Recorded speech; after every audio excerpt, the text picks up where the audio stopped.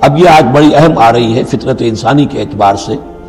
ظاہر بات ہے کہ چونکہ یہاں خاص طور پر میں نے عرض کیا تھا کہ یہود کی طرف ایک جو ہے وہ ایک روح سخن موجود ہے اہل کتاب کی طرف، اور اس واقعے کے اندر تو خاص طور پر جن لوگوں کے اندر کہ یہ دنیا کی محبت زیادہ شدید ہوتی ہے، تو اس کا ایک اثر بتا رہے ہیں کہ یہ واقعتاً اللہ نے فطرت انسانی میں رکھی ہے، اس لیے کہ یہ دنیا جو ہے اسے اللہ نے چلانا ہے، اس کی رونقیں رکھنی ہے جب تک اس کی مرضی ہے، قیامت تک تو اسے آباد رکھنا ہے۔ اولاد پیدا ہوگی تو دنیا قائم رہے گی، نسل چلے گی، مرد اور عورت کی ایک دوسرے کے ساتھ کشش ہوگی تو اولاد پیدا ہوگی، اور یہ تمام چیزیں جو ہیں دولت کی کوئی طلب ہوگی تو آدمی محنت کرے گا، مشقت کرے گا، کمائے گا۔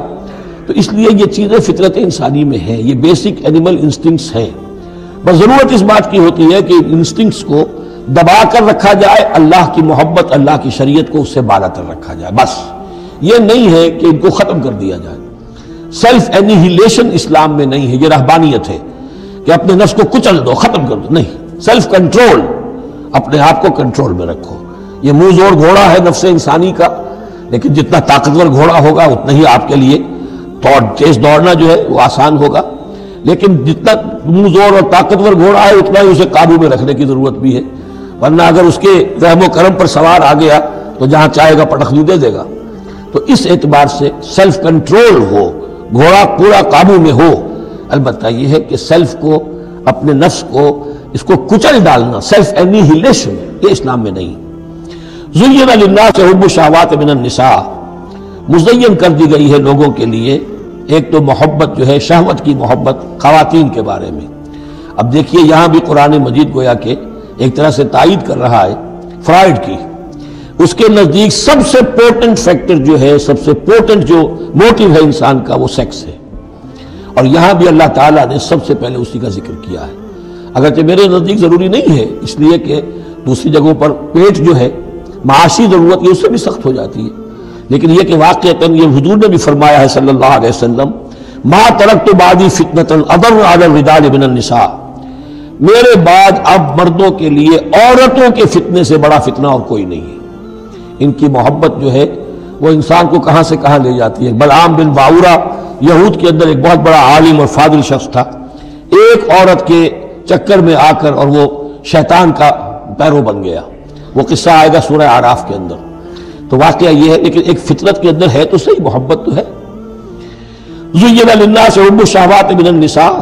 وَالْبَنِينَ، اور بیٹے انسان کو بہت پسند ہے، بیٹے ہوں، اس کا نام چلتا رہے، بڑھاپے کا سہارا بنے۔ وَالْقَنَاطِيرِ الْمُقَنطَرَةِ مِنَ الذَّهَبِ وَالْفِضَّةِ، اور یہ کہ خزانے ہوں جمع کیے ہوئے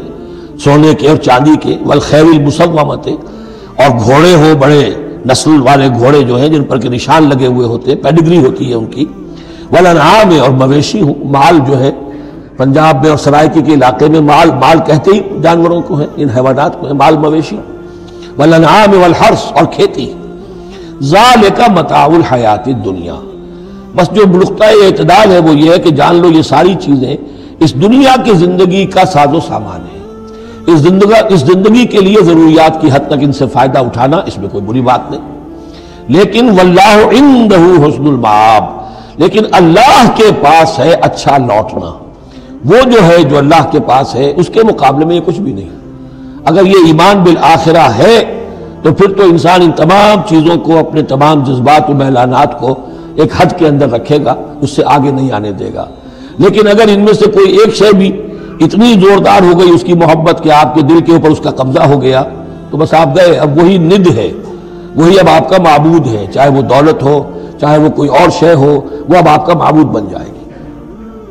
قُلْ أُنَبِّئُكُم بِخَيْرٍ مِّن ذَلِكُمْ، ان سے کہیے کہ کیا میں تمہیں بتاؤں کہ ان تمام چیزوں سے بہتر شے کون سی ہے؟ لِلَّذِينَ اتَّقَوْا عِندَ رَبِّهِمْ جَنَّاتٌ تَجْرِی مِن تَحْتِهَا الْأَنْہَارُ خَالِدِینَ فِیہَا، وہ لوگ کہ جو اپنے رب کا تقوی اختیار کرتے رہے۔ تقوی یہی ہے کہ اپنے نفس کا بھی حق ہے، دو اِنَّ لِنَفْسِکَ عَلَیکَ حَقًّا، لیکن ناجائز راستے سے نہیں۔ تمہارے پیٹ کا بھی حق ہے، اس کا ادا کرو، لیکن عقل حلال سے۔ تمہاری اولاد کا تم پر حق ہے، اِنَّ لِنَفْسِکَ عَلَیکَ حَقًّا وَإِنَّ لِزَوْجِکَ عَلَیکَ حَقًّا وَإِنَّ لِزَوْرِکَ عَلَیکَ حَقًّا، تمہارے ملاقاتی آتے ہیں ان کا بھی تم پر حق ہے،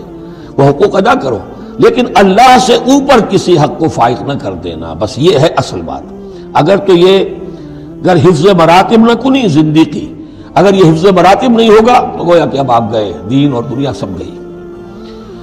تو للذین اتقوا عند ربہم جنات، ان کے لیے ایسے باغات ہیں تجری من تحتہا الانہار، جن کے دامن میں ندیاں بہتی ہوں گی، خالدین فیہا، اس میں وہ ہمیشہ رہیں گے، وازواج مطہرۃ، اور بڑی ہی پاک عورتیں ہوں گی، ورضوان من اللہ، اور اللہ کی رضوان ہوگی، اللہ کی رضا ہوگی جو سب سے بڑی شے ہے، واللہ بصیر بالعباد، اور یقیناً اللہ تعالیٰ اپنے بندوں کو دیکھ رہا ہے۔ الذین، وہ کون سے بندے ہیں اس کے خاص؟ الذین یقولون ربنا اننا آمنا، جو یہ کہتے رہتے ہیں پروردگار ہم ایمان لے آئے، فاغفر لنا، بس ہمیں بخش دے، ذنوبنا، ہمارے گناہ، وقنا عذاب النار، اور ہمیں آگ کے عذاب سے بچائیو۔ اب ان کی بدہ میں الفاظ استعمال ہو رہے ہیں، یہ کون لوگ ہیں جو یہ دعا کرتے ہیں؟ ان کے یہ اوصاف ہیں، اور اس میں گویا کہ تلقین ہے، اگر اللہ سے یہ دعا کرنا چاہتے ہو کہ اللہ تمہیں تمہارے گناہ بخش دے اور تمہیں جہنم کے عذاب سے بچائے، تو یہ اوصاف اپنے اندر پیدا کرو۔ الصابرین والصادقین والقانتین والمنفقین والمستغفرین بالاسحار، صبر کرنے والے اور راست باز، راست بازی میں راست گوئی بھی ہے، راست کردار بھی ہے، عمل بھی آپ کا صحیح صحت پر ہو، درستی پر ہو، اور قول بھی صحیح اور درست ہو۔ والقانتین، فرما بردار،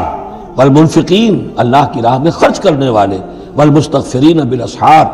اور جو جس کو آپ کہتے ہیں small hours of the morning, وہ جو سحر کا وقت ہے، سحری کا وقت ہے، اس میں استغفار کرنے والے۔ ایک تو نمازیں ہیں جو 5 نمازیں ہیں، لیکن خاص وہ وقت جو ہے اس میں جب کہ فرمایا گیا ہے کہ رات کے آخری حصے میں اللہ تعالیٰ نزول فرماتا ہے سماع دنیا تک، اور پھر ایک ندا ہوتی ہے، حل من مستغفر فاغفر لہ، حل من سائل فاعطیہ، ہے کوئی استغفار کرنے والا کہ میں اسے معاف کر دوں، ہے کوئی کچھ مانگنے والا کہ میں اسے عطا کر دوں۔ ہم تو مائل بکرم ہے، کوئی سائل ہی نہیں، راہ دکھلائیں کسے، رہرو منزل ہی نہیں۔ شہد اللہ انہ لا الہ الا هو والملائکۃ واولو العلم قائما بالقسط، اللہ خود گواہ ہے کہ اس کے سوا کوئی معبود نہیں، سب سے بڑی گواہی تو اللہ کی ہے۔ والملائکۃ، اور سارے فرشتے گواہ ہیں، واولو العلم، اور اولو العلم بھی اس پر گواہ ہیں۔ یہ اولو العلم جو ہے، اولو الالباب، اولو العلم الذین یعقلون، یہ وہ لوگ ہیں کہ جو ان کائناتی آیات کے حوالے سے اللہ کو پہچان لیتے ہیں اور اس کو مان لیتے ہیں کہ وہی معبود برحق ہے۔ جو ہم نے 20ویں رکوع کی پہلی آیت پڑھی تھی سورہ بقرہ کی، ان فی خلق السماوات والارض واختلاف اللیل والنہار والفلک التی تجری فی البحر بما ینفع الناس، اور اس کے تمام بہت سے فینومینا آف دی نیچر بیان کر کے لآیات لقوم یعقلون، تو جو یعقلون ہیں، جو اولو الالباب ہیں، اولو العلم ہیں، وہ بھی گواہ ہیں کہ اللہ کے سوا کوئی معبود نہیں ہے۔ لیکن یہاں جو اہم ترین لفظ ہے وہ اب آ رہے ہیں، قائما بالقسط، وہ قسط اور عدل کا قائم کرنے والا ہے۔ وہ جو میں نے کل عرض کیا تھا کہ ہم بھی سمجھتے ہیں کہ اللہ عدل قائم کرتا ہے اور عدل کرے گا، البتہ یہ کہ اہل سنت کے نزدیک یہ کہنا جو ہے سوء ادب ہے کہ اللہ پر عدل کرنا واجب ہے، اللہ پر کسی شے کا وجوب نہیں، لیکن اللہ کو عدل پسند ہے، اللہ کو واللہ یحب المقسطین، اللہ خود بھی عدل فرمائے گا۔ لا الہ الا هو العزیز الحکیم، اس کے سوا کوئی معبود نہیں ہے، وہ زبردست ہے، کمال حکمت والا۔